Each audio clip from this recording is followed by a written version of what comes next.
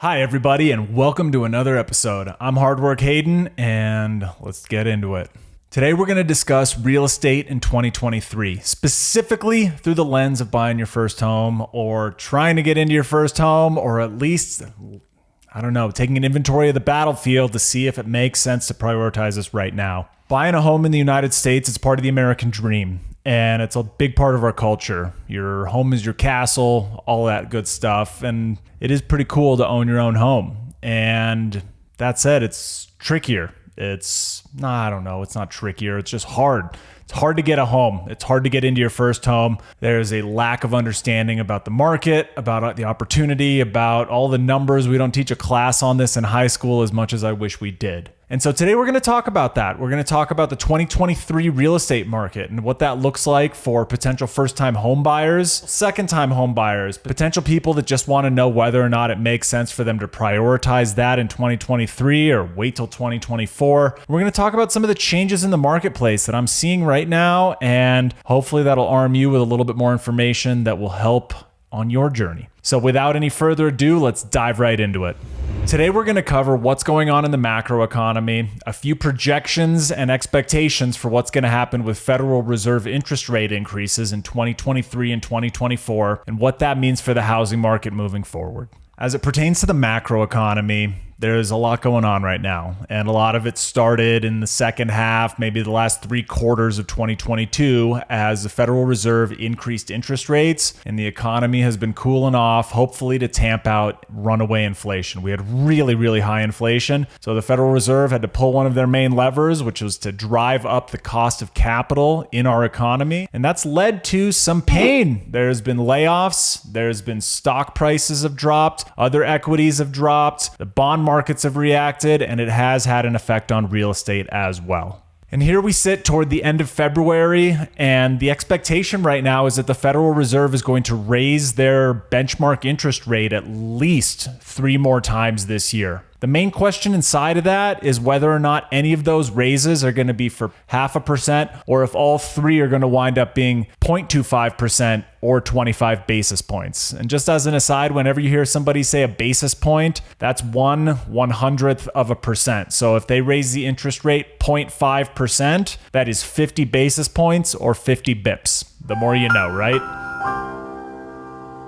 How does this affect housing? Well, I'll go into that more right now, but the reality is that if banks and lenders are borrowing money from the government at 5%, we are unlikely to see 30-year fixed rate mortgages for below 6.5% or 7% for the foreseeable future until that benchmark rate comes down. This is why we pay a lot of attention to the Federal Reserve rate, their benchmark, because it has such a massive impact on so many other types of debt and capital inside the economy.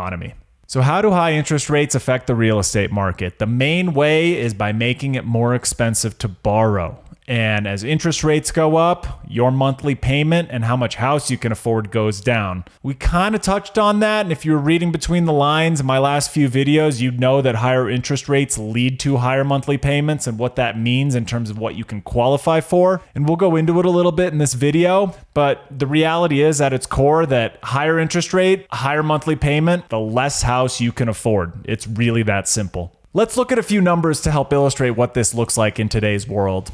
So a $450,000 house today that you buy with 5% down at a 6.5% interest rate, which is pretty much as good as you're going to get right now, right today, that house is going to cost you $3,386 per month approximately. Now keep in mind that that's with the 6.5% interest rate, and that exact same house, $450,000 house, 5% down, 1 year ago today would have been at a 3.89% interest rate, and your monthly payment would have been $2,698, which means that you are able to afford 20% less house through no fault of your own. I mean, no fault of your own. It's through forces beyond your control. That's really what it comes down to.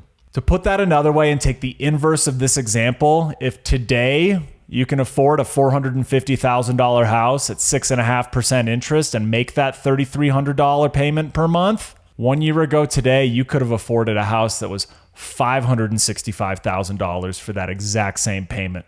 That's right. 1 year ago today, or 52 weeks ago, the same person that today that can afford $450,000 would have been able to meet the requirements for a monthly payment at $565,000. And a year ago today, rates had already started increasing a little bit. I mean, you back it out 8 more weeks before that to December of 2021, and the interest rate then was 3.05%. And if you're the same person making the same salary with the same debt to income ratio, you could have afforded a house that was $610,000. And so just like that, in a matter of just over a year, the person who in 2021 could afford a $610,000 house can now only qualify for the payments on a $450,000 house. And what that means is that there's fewer people that can qualify for and afford the houses that are coming on the market. And that's where we get into some simple supply and demand, that if there are fewer qualified buyers chasing the homes that are coming on the market, we know that there's going to be less demand for those houses, and naturally prices are going to go down.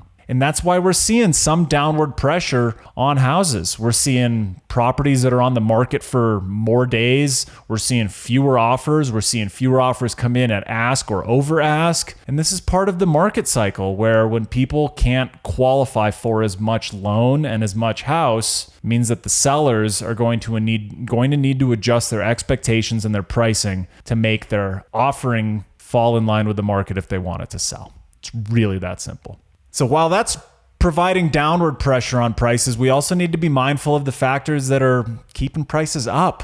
And one of the big ones is the simple supply and demand equation. And if we look at it, the reality that between 2000 and 2010, we built way more homes in the United States than we did from 2010 to 2020 during the Great Recession and the fallout from that. There's just not enough housing units for our population. The number of houses per person has gone down, and that means there's more people competing with each other for a smaller pool of available housing. And so while interest rates are driving prices down, the supply and demand equation is also driving prices up. And it means that there is still competition for housing out there because people ultimately still need a place to live. You need a place to sleep, and your house is a baseline expenditure and a necessity that people really prioritize because it keeps you safe and it provides you shelter. And whether you're a lion or a human or a whale or a penguin or an ant, any organism, shelter is important. You need a safe place to live. And that's why housing is so important and why there's still a lot of demand for it. You can't really opt out of housing and live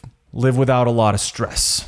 Because if you're living on the streets, that's a different story. And we'll get into that someday, some of the challenges that our society has with that. But housing has pretty inelastic demand because everybody needs a place to live. And that's the reality there. There's another big factor, which is that in the era of low interest rates that we had as recently as 60 weeks ago, a lot of people were able to refinance or get origination loans at record low interest rates. We're talking 2.5%, 2.75%, 3% interest rates on a 30-year fixed rate loan. We've never had it that low. And a lot of the people that were able to make the most of that opportunity and either buy with the low interest rates or refinance into a low interest rate, it doesn't make sense for them to get rid of that mortgage right now. Let's say you bought a house in 2021 for $450,000 and you're locked in at a 3% interest rate. Let's say also for this example's sake that you make $6,000 a month. So you got $6,000 a month, 3% interest rate on a house you bought in 2021 for $450,000. Let's say since then the value of that property's gone up and now it's appreciated and let's say it's worth $500,000. If you were to sell that property at today's interest rates and try and buy another $450,000 house, if you're talking about a 6.5%, maybe even a 7% interest rate, you're not even going to qualify for the same house that you bought in 2021 today because the interest rates have gone up so much that you'll be upside down on your debt to income ratio if you try and make the same 5% down purchase. Let that sink in. You can buy the house in 2021, but you can't buy it today because of the interest rates. And so because of that, people aren't selling. They don't want to lose their 2.5%, 3% interest rate. They don't want to have to go back out into the marketplace and find out that interest rates have more than doubled since what they had last time. And so a lot of people are hunkering down, and they understand that they might be upside down or at least break even on their property for a little while. But we also know that over time, real estate goes up in value. People still need a place to live. Old homes get torn down. People recreate, and they create new people. And then from that, the value of real estate goes up. And as we have more inflation in the marketplace, the value of real estate and scarce assets goes up. And so there are plenty of people out there that are locked in at a low rate. They might not be able to sell their house right now for as much as they bought it for, but as long as they can ride out this short period of discomfort, they should be okay. Now let's go into a couple of examples. And so while we consider that there's downward pressure on prices from interest rates going up, there's also some upward pressure from people not wanting to put their houses on the market, so there's less inventory available to buy. And then even on the grander scale, there's less inventory available, period. There's fewer houses. We still have a nationwide housing shortage. And so it becomes difficult to try and triangulate what that actually means for real estate prices in any given market. Some markets that were really hot the last few years are going to see bigger drops than the more stable ones that didn't have major price increases or have other factors going on. They've been around for a long time. There's a lot to look at when you're reading the tea leaves of real estate, and I don't pretend to know, but I am able to share a little bit of insight that I hope will help you along on your journey. In my next video, we're going to talk about some of the opportunities that are available to us and how to make the most of this weird market, because when things are weird, there's opportunity. And when things are good, there's opportunity. And as one of the characters from Game of Thrones said, chaos is a ladder. And if we're in a chaotic market, which it seems we're getting more and more chaotic right now, there's opportunity there. There's opportunity to get good deals. There's opportunities to use creativity and resilience to make an otherwise impossible deal possible and reap the benefits and the rewards of that. So in my next video, I'm going to talk about that. But before I give the preamble for the next one, I'm going to talk about something I haven't talked about yet, which is our unpaid sponsorship in this video. It's from a company called Challenger Care for Men. So Hayden, why are you saying an unpaid sponsorship? Because, well, I'm not getting paid for this sponsorship, but it is something that's near and dear to my heart. Challenger Care for Men is a company that I founded in 2016 from humble beginnings with one hairstyling product in one size that I still wear today and every day. It's called Challenger Matte. We've been able to grow a little bit since then. We have shampoo, conditioner, body wash. We added a few more hairstyling products for people that like shine and different levels of hold in their hair. I'm personally a natural matte finish guy, but I understand that there's other people out there that do like a little bit of shine in their product. And so we made that for them. And we launched more products. And now we have a complete line of personal care products geared toward men to help live your best day. And it's not just for men, it's for anybody with a body. So anybody with a body that has skin on their body or hair on their head or a body can benefit from our products. And if you want to check it out, you can go to challengercare.com/sample and try out our products. They're completely free. You just got to pay shipping and handling. Otherwise, we'd be losing our on the product. And since it's important to get the product out there, to share them with people, and I'm going to use this avenue to help share the word that you can take good care of yourself and you can have a small level up just by investing an extra minute or so in your personal care every day. You can be more confident. You can feel better, a little bit more pep in your step. And you might notice other people reacting to the verbal and nonverbal cues. If you find yourself bragging about your great eye cream, then that's great. Or you could find yourself using it and then you run out and then somebody asks you if you're tired because your eyes look baggy. And then you realize you should keep using it because it does make a difference. So I'll talk more about that in another video. I don't want to go on too much about it. But if you made it this far, please check out challengercare.com/sample. You can use coupon code Hayden12345. And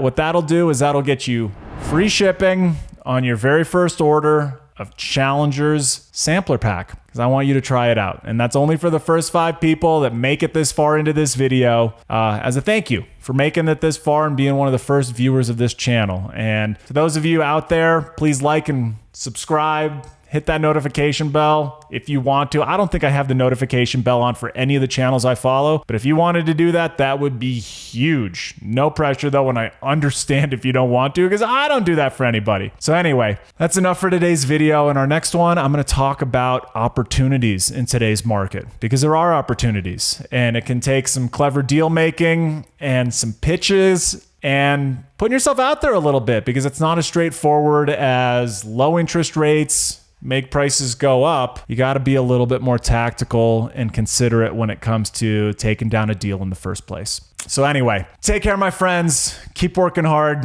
I'm Hard Work Hayden. Bye for now.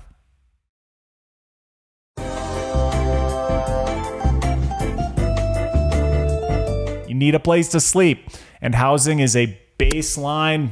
Sorry, Mike. And your house is a baseline. Dang, I fumbled all over this one. All right. When things are weird, there's opportunity. And when things are good, there's opportunity. And as one of the characters from Lord of the Rings, I should slap myself.